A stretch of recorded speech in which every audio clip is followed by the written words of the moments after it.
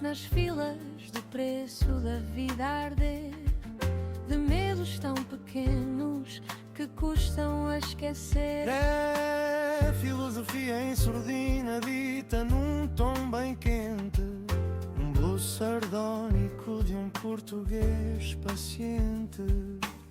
E enquanto o mundo corre atrás do útil e do bonito, ele deita fora a bússola e ri do infinito. No túnel há vento, sopro torto, pensamento lento, jazz de quem vive atento ao aborrecimento, improviso disciplinado, caos, combatimento.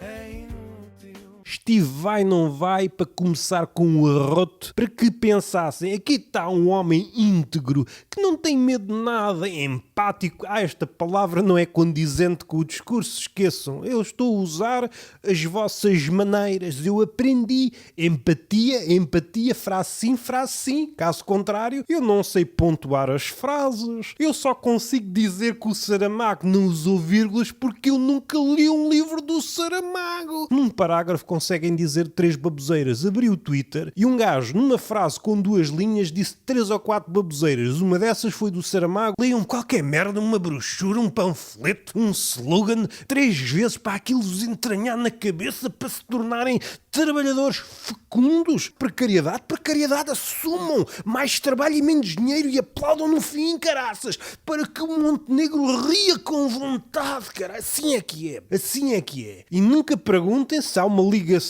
entre as condições de trabalho precárias em crescendo e os suicídios. Não lhes façam essa pergunta, que os gajos, ai meu Deus, não, isso são pessoas loucas, saúde mental. Vamos lá começar. Olá, sejam bem-vindos a mais um túnel de vento onde avançamos com ganas de deixar o mundo tal como está. Epá, não sei se estamos inclinados para a esquerda, se para a direita, é onde soprar o vento, é o sítio onde nós vamos jogar badminton. Somos salmões do badminton e nos dias de vento, somos parvos que aí não dependemos do vento. Nós, enquanto jogadores de badminton teórico, não precisamos do vento para parecer ridículos e isso ajuda-nos na nossa feitura cómica. Enquanto fazedor de larachas em série, trago-me o ridículo, apresentem-me o ridículo. Comecemos o podcast por aqui. Olá, sejam bem-vindos. Eu sou Roberto Gamito, cá estou, o vosso Cicerone bufão cómico. Sou o bobo, mas não segundo os vossos moldes. Vocês andam a conspurcar o bobo, pá. Eu sempre que ouço alguém a falar do bobo, onde é que ele abriu essa enciclopédia? Confundiu a enciclopédia com sentinela? Toda a gente me bate à porta, exceto o meu senhorio. Eu rezo, quando ouço bater à porta, Deus queira que não seja o senhorio a dizer que a renda vai aumentar. Abre a porta e é uma testemunha de Jeová. Louvado seja o Senhor. Bem-vindos a mais um túnel de vento. E este rapaz, qual é o seu nome? E é uma pergunta que eu faço em dias de ebriedade. Roberto, é curto?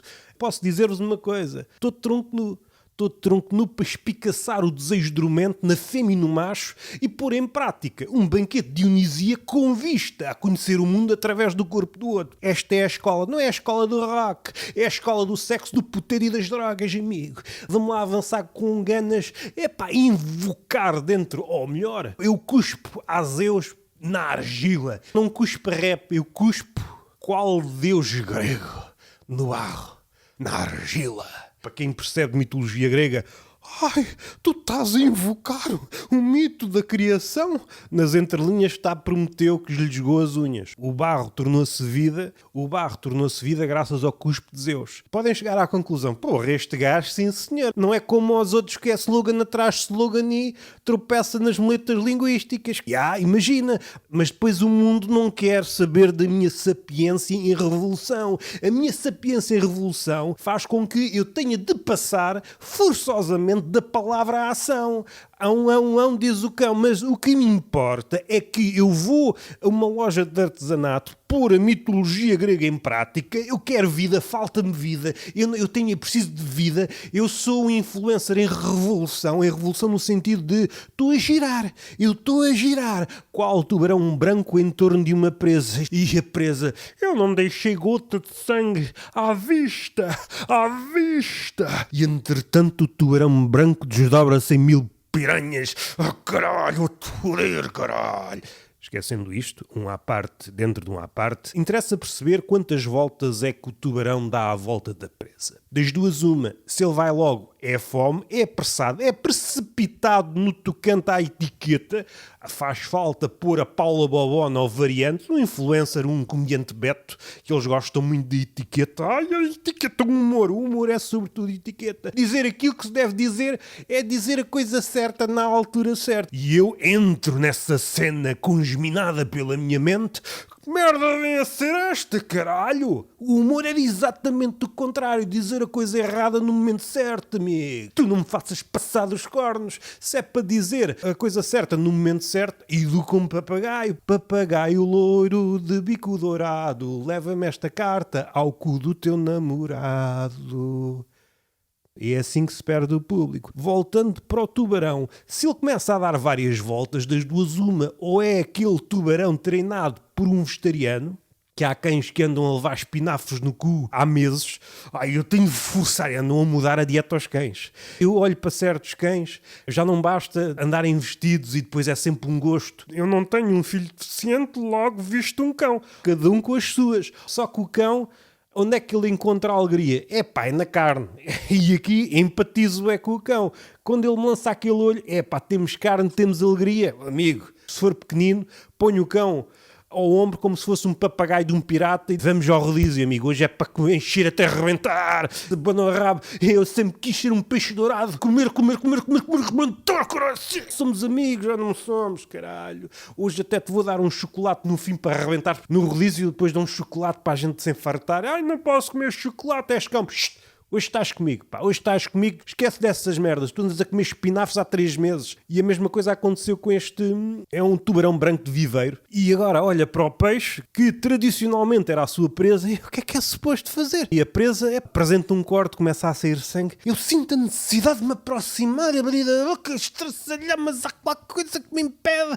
E ele começa a ter uma crise existencial. Isto é mais biologia ou é uma construção social? Somos fruto da nossa educação. E caralho, parece um golfinho a foder outro. Eles não têm aquele buraco na cabeça em vão, o espiráculo.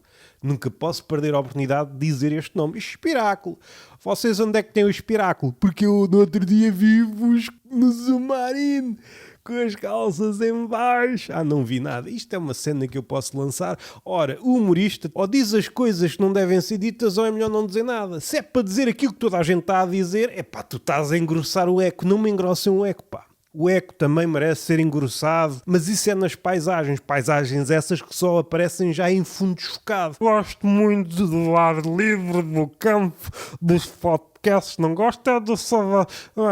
Uma coisa, correm o mundo para o desfocarem nas fotos. Isto devia ser pecado. Temos de atualizar os pecados e esse é um. Percorrem milhares de quilómetros, coisa que há séculos era impensável. Põem-se num pombo gigante metálico.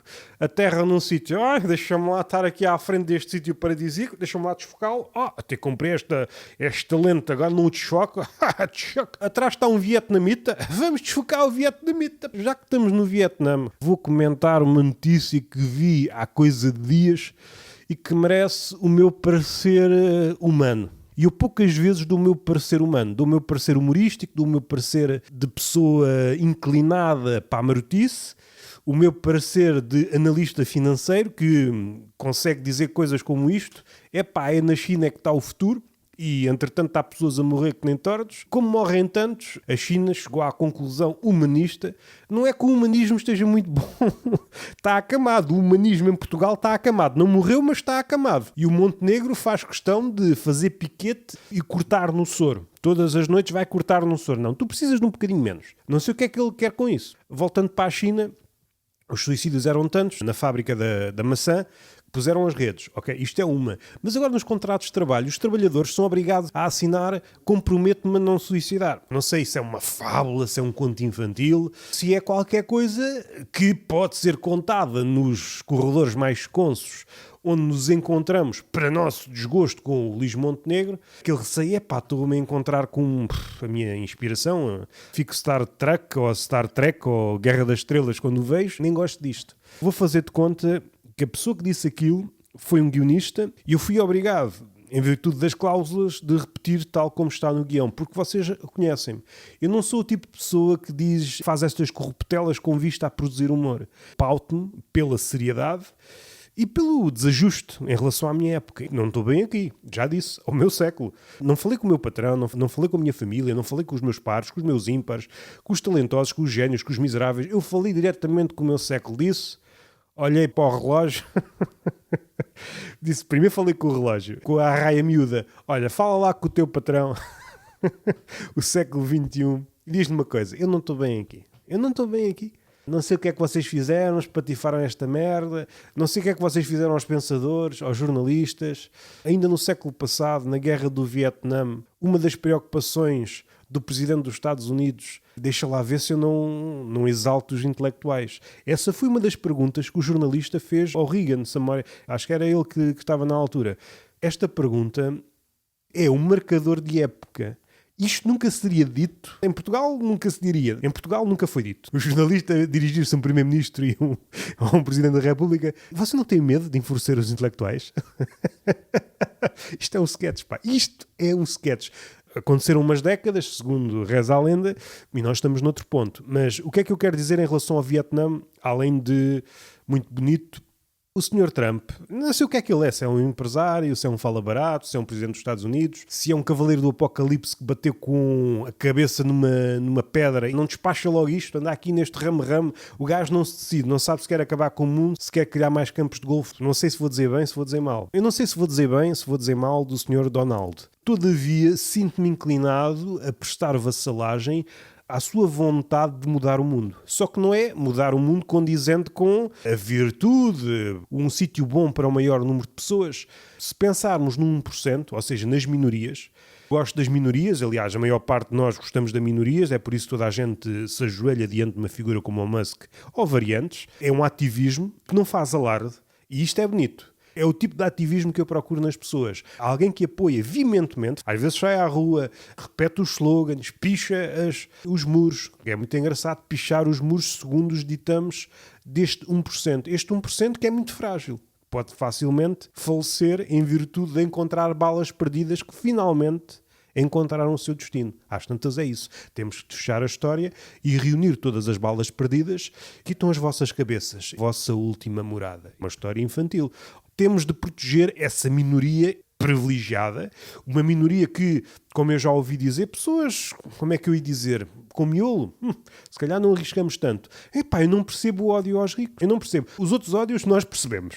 Pegar nesta frase criticamente e explorá-la sob diversos ângulos é delicioso. Estás a dizer que não percebes o ódio aos ricos, mas o ódio aos pretos, o ódio aos ciganos, o ódio aos asiáticos, o ódio à mulher, isso é perceptível. Claro, tem história, não é? Tem sentido. É preciso escrever uma história segundo a lente do ódio aos ricos. Quando é que começou? O Robin Hood hoje estaria a investir na cripto. O rico apresenta-se sempre como filantropo. É uma forma de encapotar o seu verdadeiro gesto. E aquilo é uma migalha no oceano. Nós andamos a disputar, vestidos de piranhas ou de tubarão branco desdentado, disputar essa migalha, fazermos um inventário de migalhas que são insufladas graças à comunicação, não sei se é social, eu se calhar proponho outro termo, comunicação associal. Se calhar, não sei se fantasiosamente seria expectável crer que a sociabilidade que reside em nós em estado latente pudesse aflorar. Não há vontade do homem associal se tornar novamente social. Nesta sociedade, queira Deus, individualista, atomizada e sem vontade de se apegar ao outro, é uma sociedade germofóbica, não queremos nada a não ser, e isto é que é das coisas mais bonitas e hipócritas, até expõe todas as castas de germofóbicos, não queremos o outro, nem que o outro toque nas nossas coisas, a não ser que aquilo que nos chega às mãos seja um objeto de sangue. Pego na expressão diamantes de sangue, coisas que são retiradas de um sítio qualquer da terra, graças ao sangue, ao sofrimento e à morte de um grupo de pessoas. O dinheiro e o poder têm destas coisas, há sempre forma de contornar. Inventamos rotundas. Eu acho que o número crescente de rotundas é uma espécie de homenagem a estes homens engenhosos. Aproveitam à parte. É delicioso apreciar a arte contemporânea abstrata sob o prisma do soldado caído ou do soldado anónimo. Houve uma guerra civil durante anos. Um país qualquer, não vou especificar, visto há pouco tempo, não vou especificar,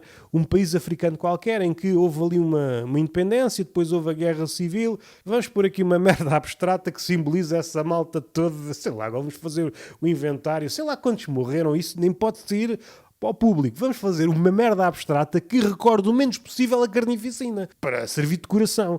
A tornar a morte em massa num bibelô gigante. E isso nem a Joana Vasconcelos consegue lembrar. E daí que eu a veja como uma plagiadora dos monumentos dos soldados caídos. Isto é uma parte crítica, como nós gostamos. Voltando, todos nós damos sangue. Há vampiros, o vampiro é omnipresente, sociedade atomizada, sociedade germofóbica. Se há coisa que o germofóbico assumido ou não praticante faz com gosto, é receber nas suas mãos objetos de sangue. Pegando na ideia de há pouco, os diamantes de sangue, será que há objetos de sangue e há objetos imaculados? Não é? A economia o que é que faz? O que é que o Sr. Montenegro faz? O que é que ele devia dizer se fosse uma pessoa séria? A minha ideia é transformar todos os objetos em objetos de sangue. É isto que a economia global quer. Transformar todos os artefactos, todas as ideias, todos os serviços em algo de sangue. É X de sangue. É uma forma macabra de tornar o inanimado em humano. E há outro detalhe. Do ponto de vista dos mitos, os deuses arcaicos pediam ao homem sacrifícios com vista a beberem sangue humano.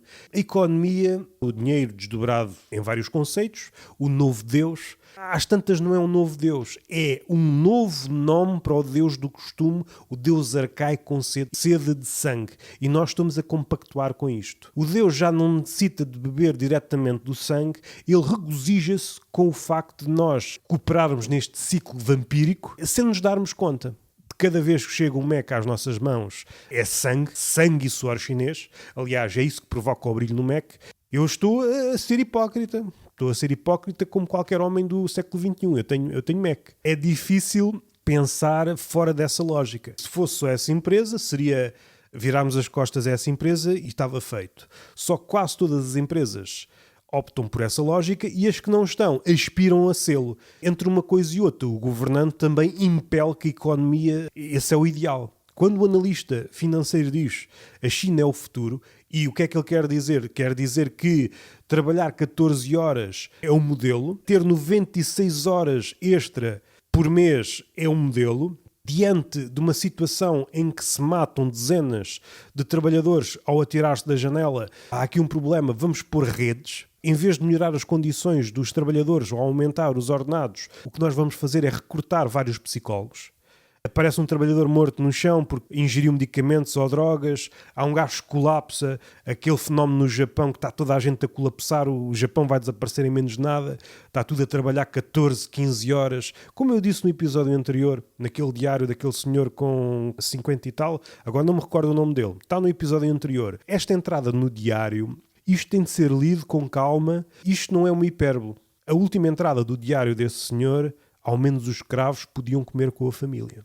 É este o mundo que nós estamos a criar. E tudo cai, tudo é empatias, humanidades, o humanismo. Não há nenhuma pinga de humanismo no discurso do Montenegro. Ele quer impelir-nos a uma servidão ainda maior. É trabalho, trabalho. A ideia, como está presente no livro Escritos para Desocupados, a ideia atual é trabalhar mais e receber menos. E este é o ideal e não pode ser de outra forma. Cada vez mais, seja nestes assuntos, seja noutros, exijo mudar o enquadramento da pergunta.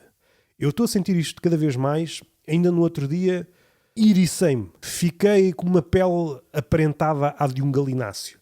Uma conversa em torno da literatura, a pergunta veio logo na direção como se não me deixasse escapatória à resposta. Era como se ele sentisse, não sei se inconscientemente, que fosse um marionetista remoto. Eu vou desmontar tudo aquilo que dizes. Porquê é que fazes aquilo que fazes? Não. Não é porque é que eu faço aquilo que faço. E agora posso especificar, não há a questão de porque é que escreves aquilo que escreves ou porque é que lês aquilo que lês. Posso responder essa pergunta, mas parece-me uma resposta fraca, tal como a pergunta. Prefiro ir pela ideia do dançarino dança. Parece mais rentável. a nível de miolo e até a nível prático na questão da produção, utilizando os termos atuais, produção de conteúdo. O que é que me interessa realmente? O dançarino interessa-se mesmo pela dança, o escritor interessa-se pela escrita. A partir do momento que começa a efabular sobre o ato que está a fazer, ele pode delirar e às tantas entra num sítio em que já está a pensar aquilo que um dia irá fazer, porventura nunca irá fazer. E a internet está cheia desses casos. Pessoas que têm na bio, eu estou a escrever o meu romance há 15 anos. Parece-me que isso é fraco, é frágil. Parece-me que é uma ferramenta que temos que pedir emprestada esta ferramenta à filosofia. Eu vou reenquadrar tudo aquilo que disseste, depois estás-me a conduzir com essa pergunta a uma única resposta. Eu estou cada vez mais a notar, as perguntas são feitas, quando são feitas, já com a intenção de uma única resposta. E uma resposta mansa, curta, que não provoque tumulto. E que é um tumulto de abrir, não é?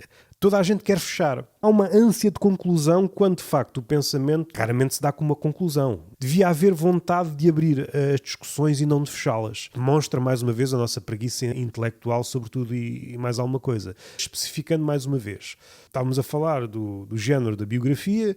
Após ali uns considerandos, pus a hipótese de um livro como A História da Loucura de Foucault e outros do género, porque durante algum tempo houve aqui uma recorrência neste tipo de livros, a história de qualquer coisa, a história do espelho, como eu tenho aqui para ler. E se isto está tão distante de uma biografia, sobretudo quando há biografias de sítios. O escritor recebeu-me isto como... Então. Mas qual é o meu ponto? Eu não estou à espera de um sim ou não, talvez. Pensa comigo, vamos pensar aqui um pouco. A que distância é que está?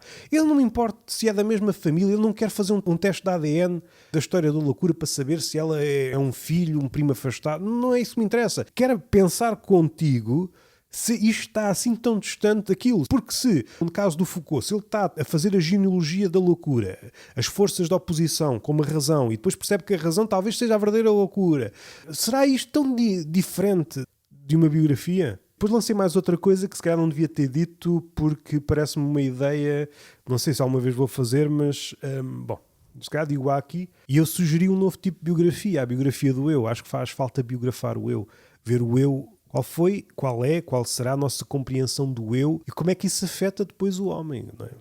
Estava Montenegro, germofóbico, objetos de sangue. Estamos a compactuar com isto. Esse livro que há pouco referi, Escritos para Desocupados, possivelmente vai ser o livro deste ano. Para mim, áspero, engraçado, o que também traz à tona aqui um mal-estar que eu tenho cada vez mais em relação ao humor.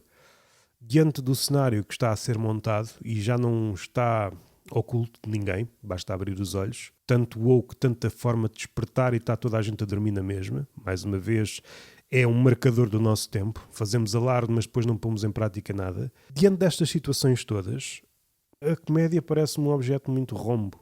Não pensando globalmente, pensando só em Portugal. Nós estamos em vias de perder direitos, o trabalhador típico. A coisa não ficou mais áspera no humor. Quanto a mim é um humor balofo, eu já me entedio. Não há ganas, não há vontade, não é vivificante, que é uma qualidade que para mim é muito mais importante até que o riso. O humor tem essa tradição, se for analisado historicamente. Este é um dos traços mais importantes. Após ouvires a comédia, isso dá-te vida. É um traço de Dionísio. E a comédia agora mortifica-me. E uma comédia que mortifica e, por outro, padece de um traço característico do homem contemporâneo, uma comédia germofóbica, eu não quero saber nada disso. Eu não quero saber de uma comédia germofóbica. Uma comédia que está mais importada na rotulagem, nos marcadores sociais, e é mortificante em vez de ser vivificante. Não me interessa muito, pá. Não sei o que é que podemos fazer agora com este século ao colo. Será pasto para outras indagações? Eu acho que fui por aí no último Action, que será lançado, será o próximo. Eu queria fazer uma espécie de reflexão sobre o ceticismo, a estética, abordá-lo de forma ainda mais funda, mas isso deu a volta e eu comecei a falar de outras coisas e acho que foi frutífero, pelo menos para mim. O que é que eu quero dizer para fechar este episódio? Não sei se leram esta notícia, agora mudei o tom, não consigo voltar ao tom do início. Caraças. No Vietnã há um cemitério que vai deixar de o ser para passar a ser um campo de golfe do Sr. Trump. Parece uma premissa de um filme, não sei se é um filme macabro, dependendo do desenvolvimento. Pode ser um filme de zombies, que os zombies Como a minha namorada estávamos a falar disso, ela propôs que os zombies voltassem para reclamar aquele espaço de golfe. E era muito engraçado este contraste entre os golfistas que representam. São sobretudo, embora não só, mas sobretudo um grupo específico. São pessoas com posses, não é qualquer pessoa que se pode passear num carrinho e passar uma tarde. É preciso que haja muita miséria para que isso aconteça. Imaginar os zombies empestar uma espécie de diversão. Se houvesse algum controle, em certos sítios há crocodilos nos campos de golfe. E aqui havia zombies. Um atrativo. Epá, eu vou jogar golfe e também vou ver zombies. Esquecendo esse lado, o aspecto cómico é pensar na deslocalização dos cadáveres dos restos mortais. Pessoas a baterem à porta das famílias desses entes que morreram. A pessoa abre. O que é que foi? Eu tenho aqui o cadáver do seu familiar. Sabe, é que o sítio onde o enterrou vai passar a ser um campo de golfe. Você está a gozar comigo? Não, é o Sr. Trump. Ok, então deve ser sério. Não acredito em nada do que ele diz, mas isso suponho que seja verdade. Eu tenho visto umas notícias. Enquanto não arranjarmos um sítio para o novo cemitério, que não sei se vale a pena, porque mudamos de sítio e depois alguém quer construir um centro comercial, um sítio para petanca, não sei, ou qualquer coisa. É muito chato, dá muito trabalho, vamos cavar buracos, os cadáveres, tudo aquilo com decorações, pôr aquilo tudo bonito, depois há um gajo que aqui dava um belo campo de tiro. Mas as coisas não convivem bem. Será que não podia ser um cemitério e por cima relva? Os ricos acham isso de mau gosto. Ok, exumar toda a gente não é de mau gosto. Culturas diferentes, não devemos questionar, sabe? Tenho aqui atrás de mim, não sei se já reparou, o seu ente querido. Você é muito especial, tem aquele costume de mumificar. Está bem conservado, está aqui um espetáculo. E se tirasse as ligaduras, amanhã podia começar a trabalhar. O que é que acha de ficar com ele uns dias? Epá, só se não dispensa. Ok, fica na dispensa, mas é por pouco tempo. Sim, é o provisório à português, que é para sempre, talvez. Estamos a viver mesmo o melhor dos mundos possíveis. Se a ideia é rir, vou colar com uma coisa que a Olga, não sei dizer o apelido, uma prémio Nobel da literatura, disse, e eu já disse no Túnel de Vento há anos, que é engraçado que os escritores e os filósofos estão a chegar a ideias que eu cheguei no Tertúlia de Mentirosos e o Túnel de Vento. Ainda no outro dia foi o Byung-Chul Han numa entrevista, no outro dia foi não sei quem. É muito engraçado perceber que não ando tão descasado das boas cabeças. Assim de improviso cheguei lá. Ela disse uma coisa que eu já disse aqui, muito lá para trás. É esta ideia de nós, pessoas mais ou menos lúcidas, já chegámos à conclusão que a água é um recurso escasso. Está a diminuir, em virtude de várias coisas, da poluição, tal. E seria expectável reagirmos em consonância com este dado? Não. Vamos fazer um campo de golfe, mais campos de golfe. Quantos campos de golfe é que são necessários? No Algarve atingiu o zénite quando, diante da escassez de água, tivemos de optar entre manter as laranjeiras ou os campos de golfe. Muito sensatamente optou-se pelos campos de golfe. Porque as laranjas, o pessoal não vem de fora, não é? Dos países mais ricos para comer laranjas no Algarve. Laranjas, hão de chegar lá, e se não for do Algarve, é de outro sítio. Mas agora o campo de golfe algarvio é perverso. Tendo em conta a escassez de água que nós sabemos, construir um novo campo de golfe, às tantas também, os proprietários desse campo de golfe podem dizer, então é inteligência artificial. Como disse o gajo da OpenAI, quando falaram da exploração dos recursos, do gasto de recursos, do desperdício de água, e humanos também desperdiçam água. O nível de discussão atual é este. Comédia também não havemos de ir por aí, seja no Actian, havemos de criar qualquer coisa engraçada. Dá-me vontade de virar costas a esse. Aliás, de alguma forma já virei, pois o discurso vai para outro sítio, às vezes está nos antípodas, de facto já virei costas, né? Aquilo não me interessa, não vou por aí. O que é que a Olga disse? Uma ideia devedora desta dos campos de golfe. Sabemos aquilo que devíamos fazer, fazemos exatamente o contrário. Ela, em relação aos livros, talvez até dê um episódio do Império das Aspas. Um tema que possa entrelaçar com 2 ou 3 que são mais ou menos recentes. Isto é uma à parte, só para aqueles que gostam de ouvir aquilo que eu faço, um ou outro. Há pessoal que gosta, eu gosto bué do Evangelho. Eu gosto é do Cancan. Eu gosto não sei do quê. Eu gosto é do... Há pessoas que ouvem 2 ou 3. Depois há pessoas que só ficam naquilo. Há pessoas que ouvem o Túnel de Vento, é só o Túnel de Vento. Não quer saber de mais nada. Outros eram Tertúlia de Mentirosos. Assim que acabou. Ok, cada um está na sua e ninguém obriga ninguém. Somos amigos ou inimigos como dantes. Tudo se mantém igual neste mundo de mudança. Prenho de mudança postiça. A Olga estava a deparar-se com esta realidade. Os livros estão a ficar cada vez mais magros de páginas e magros, sobretudo de densidade. As páginas, às vezes há aqueles calhamaços de literatura juvenil, os policiais, aí é que nós conseguimos papar calhamaços. Os outros, ia caraças, escrita para desocupados, que eu ando sempre com livros, agora já comecei, vou por aí. Eu ando sempre acompanhado com livros e com cadernos. Depois houve uma interação, mas porquê é que tens os livros? Contigo. É para ler. E eu vi na cara daquela pessoa que nunca tinha convivido com alguém que lê onde calha. Tenho, nos últimos anos, tido interações, é cada vez mais uma realidade. A figura do leitor é uma figura mesmo, é um dos objetos mais estranhos do século XXI. O que há são leitores postiços, pessoal a fazer de conta, e depois há pessoal, outra à parte. Há um tipo que tem um podcast de literatura, está a tirar um doutoramento de literatura, uma entrevista, faz uma pergunta relativa a um livro que parece que é especial para a convidada. Gostaste do livro? Pus pausa no podcast. Sim, senhora, assim vale a pena perder anos de estudo. Não é? Perguntas profundas, não é? Faltam umas palavras. Eu posso correr o dicionário de uma ponta à outra, faltam umas palavras. Conversa sobre literatura e acabamos a dizer isto que era bom era fazer uma sessão de leitura na praia para turistas. Para que serve a literatura? Não serve para nada. Não serve para nada e é bom que não sirva para nada para ti, não é? Refúgio, não é? Como o último mirador deste apocalipse em crescendo. Pelo menos isto, se calhar. Bom, voltando à Olga. Ela estava a criar esse raciocínio em torno do qual os livros estão a ficar cada vez mais superficiais, tudo mais mastigável. E depois há outra notícia paralela que também chocou a internet, que há pessoal só a ler diálogos... Se calhar vai dar pasto para outras reflexões. Esta foi a conclusão a que ela chegou, a que eu cheguei há anos. É muito curioso e vou utilizar uma palavra. Isto dá também tema de conversa, o paradoxo. Não há conversa atual em qualquer podcast de vão de escada que o pessoal não utilize paradoxo. Ninguém sabe o que é a palavra. É preciso ter cautela ao utilizar esta palavra. Poucos paradoxos são paradoxos, como nos alertou Humberto Eco. São paradoxos cancerizáveis, que não resistem a uma crítica, facilmente são desmontáveis e percebemos que não são paradoxos. Agora é tudo paradoxo. O marketeer diz é um paradoxo. A economia é um paradoxo. É tudo um paradoxo. É tudo paradoxo e sempre foi assim. Estou a poucos dias de ouvir uma frase deste género. Basicamente imagina paradoxo, empatia, crazy.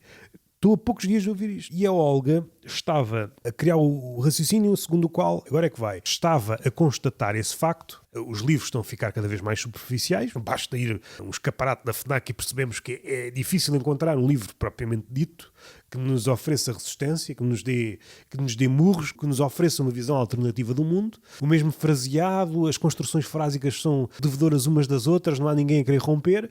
Em contraste com um mundo cada vez mais complexo. Há aqui um curto-circuito. A leitura foi sempre uma espécie de reservatório onde nós íamos colher olhares para estarmos mais bem preparados para enfrentar o mundo. Se o livro vai no sentido de simplificar e o mundo vai no sentido de complexificar, vai haver aqui um momento em que o leitor ou o homem contemporâneo serão estranhos, realmente estranhos, no seu mundo. O mundo será ilegível a um ponto em que não há de perceber nada. Andaremos a falar para o mundo e o mundo não nos compreende e vice-versa.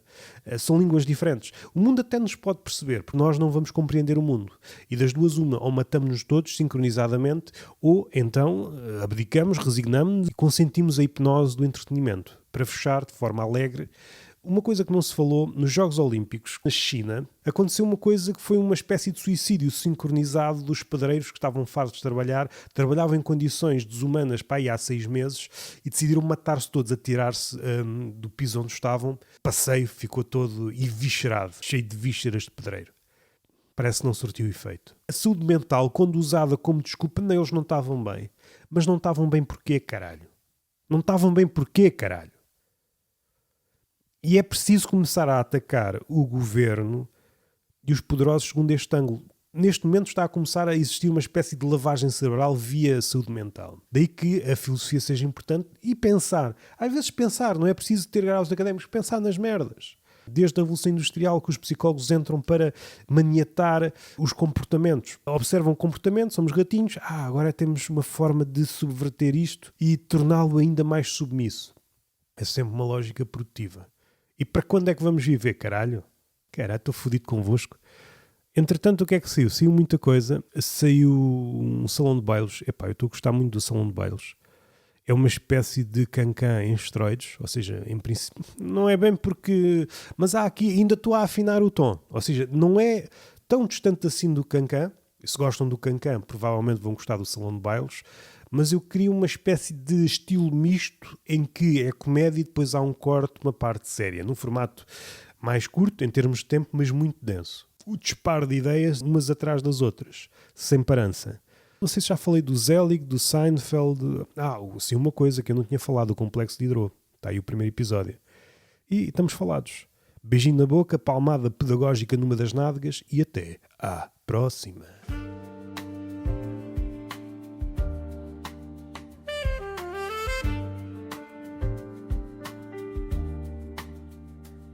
Fala de velhos nas filas, do preço da vida a arder, de medos tão pequenos que custam a esquecer. É filosofia em surdina dita num tom bem quente, um blues sardónico de um português paciente. E enquanto o mundo corre atrás do útil e do bonito, ele deita fora a bússola e ri do infinito.